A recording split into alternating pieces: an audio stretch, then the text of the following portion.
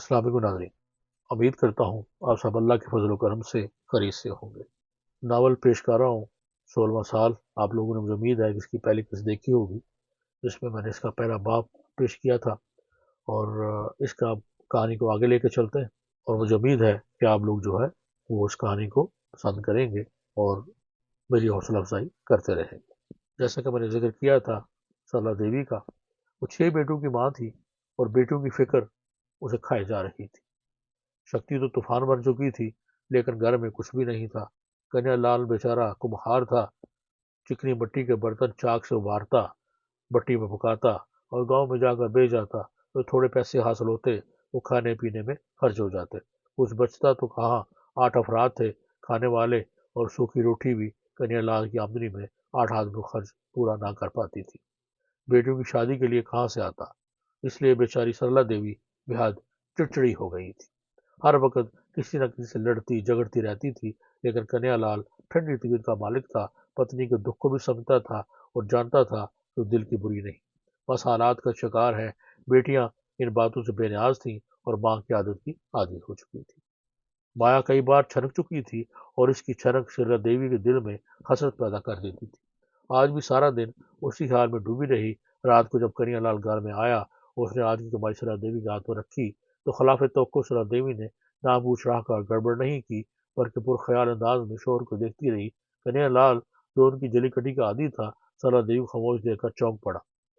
क्या बात है शक्तिमान, तबीयत तो ठीक है तेरी?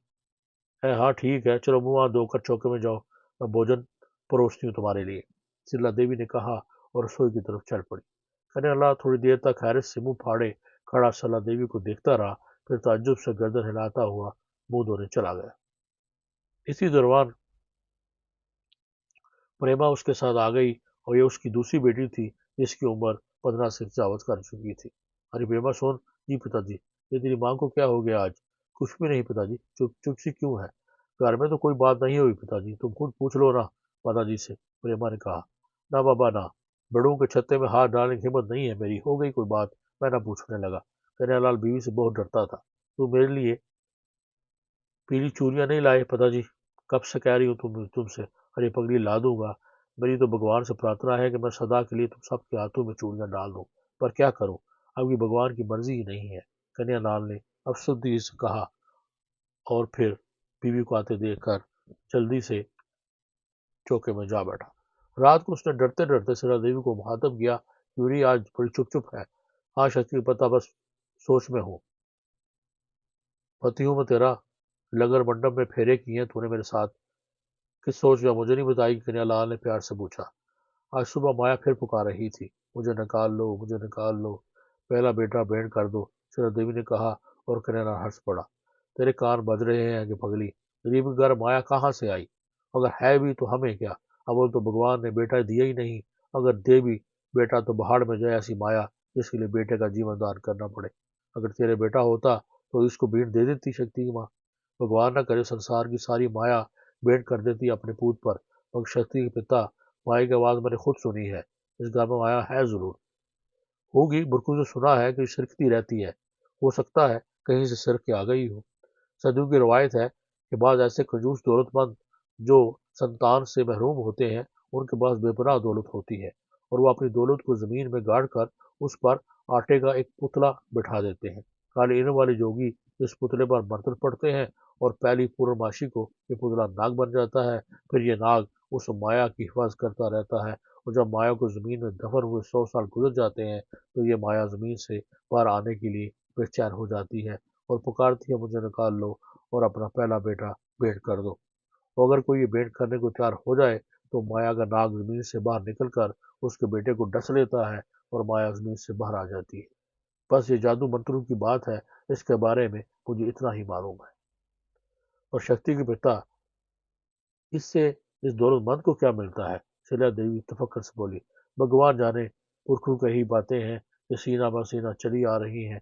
बहुत सी बातें ऐसी हुए हैं शक्ति के बाद जिनकी वजह शायद ही किसी को मालूम हो, पर तू उसकी तवज्जो न दिया कर, पर ये सोचा कर कि भगवान ही सबका रखवाला है, वही सबको पाने वाला है, वही देता है।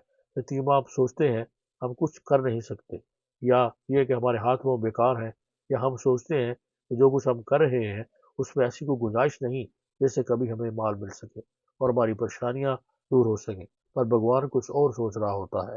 ہم کچھ سوچتے ہیں، بھگوان کچھ اور۔ جب وہ دینے بھی آتا ہے تو ایسے دیتا ہے کہ منش سوچتا رہ جاتا ہے۔ تم ٹھیک کہتے ہو شکتی بتا کہ ہماری طرف سے تو بھگوان نے آنکھیں بند کر لی ہیں۔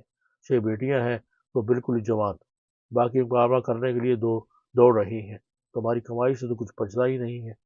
بھگوان جانے کیسے پوری پڑے گی، کیسے ان کے بیاہ ہوں گے، کیسے یہ اپنے گھروں کو جائیں گی۔ سیلا دیوی نے اپنا سر دونوں ہاتھوں میں پکڑ لیا اور ان کی آنکھوں کے آنسو بھر گئی تھی۔ کنہیا لال کا بھی دل بھر آیا اور سیلا دیوی کی فکروں سے آگاہ تھا، لیکن پھر بھی اس نے اپنے پتی کا غم ہلکا کرنے کے لیے حوصلہ کیا اور بولا، یہ سارے کام بھگوان کے ہیں شکتی کی ماں، میں اور تو کچھ نہیں کر سکتا۔ تو جو کام بھگوان کے ہوتے ہیں ان کے بارے میں تو کیوں پریشان ہوتی رہی ہے؟ لو یہ خوب کہی تم نے، بھگوان آنکھیں بند کر رکھی ہیں اور میں بھی پریشان نہ ہوں۔ ارے تمہاری یہی باتیں تو میرا دل جلاتی ہیں۔ ارے ہوش میں آ گئی تو؟ کنہیا لال نے چارپائی پر لیٹ کر کھیس جلدی سے اپنے منہ پر ڈال لیا اور سیلا دیوی نہ جانے کب تک بکتی جھکتی رہی۔ اب وہ اپنے پرانے موڈ میں آ چکی تھی، لیکن کنہیا لال مزے سے خراٹے لے رہا تھا۔ سیلا دیوی کی آواز اسے لوری سی معلوم ہوتی تھی۔ وہ مجھ سے سوتا رہا اور سرلا دیوی بیچاری خود ہی تھک ہار کر خاموش ہو گئی۔ شام کو ٹھنڈ لگتی تھی۔ کنہیا لال اپنے برتن گدے پر لاد کر کوئی پینٹ پہنچ گیا تھا اور اپنی مخصوص جگہ بیٹھ گیا تھا۔ قریب و جوار گاؤں دیہات کے لوگ خرید و فروخت کے لیے آنے شروع ہو گئے تھے۔ کنہیا لال کی نگاہیں اپنی طرف اٹھنے والے قدموں پر لگی ہوئی تھی، لیکن یوں لگتا تھا جیسے آج کسی کو مٹی کی ہانڈیوں اور برتنوں کی ضرورت ہی نہیں تھی۔ ایک بھی گاہک اس کی طرف نہیں آیا تھا۔ گزرتے ہوئے لمحات کے ساتھ کنہیا لال کی آنکھوں میں مایوسی تیرتی جا رہی تھی۔ آج تو ایک بھی گاہک نہیں آیا۔ اے بھگوان، ایسا تو کبھی نہ ہوا، آج کچھ نہ بکے گا، بڑی پریشانی ہو جائے گی۔ شکتی کی ماں تو ویسے ہی پریشان رہتی ہے۔ وہ سوچتا رہا کہ کچھ نہ ہوا۔ سورج غروب ہو گیا، لوگ اٹھنے لگے۔ رات ہونے سے پہلے گھروں کی طرف پڑنا پڑتا تھا کیونکہ رستے میں جنگلی جانوروں کا خطرہ بھی رہتا تھا۔ اکثر حادثات ہوتے رہتے تھے۔ آبادیوں کے درمیان راستے جنگلات پر مشتمل تھے اور ان جنگلوں میں کبھی کبھی لگڑ بگے اور تیندوے نکل آتے تھے اور دیہاتیوں کو ہلاک یا زخمی کر دیتے تھے۔ کنہیا لال کی جیب میں آج ایک پیسہ نہ تھا۔ اس نے سوزنی سے برتن سمیٹے گدے پر لادنے لگا۔ سارے کے سارے برتن جو کہ توں تھے، وہ واپس چل پڑا۔ دل میں بہت اداس تھا۔ شام جھکتی چلی جا رہی تھی۔ گاؤں کے رستے میں ایک برساتی ندی پڑتی تھی جس کے ساتھ ساتھ جنگلی جھنڈ پھیلے ہوئے تھے اور اکثر لگڑ بگے ان جھاڑیوں میں چھپ کر بیٹھ جاتے۔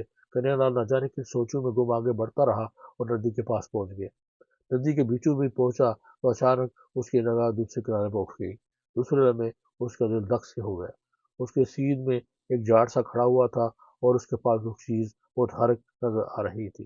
کنہیا لال کا چہرہ خوف سے بگڑ گیا تھا۔ وہ ٹھٹک کر کھڑا ہو گیا۔ آج تو تقدیر کچھ اور ہی کہہ رہی تھی۔ مال بھی نہیں بکا اور شاید کچھ شامت بھی آئی ہے۔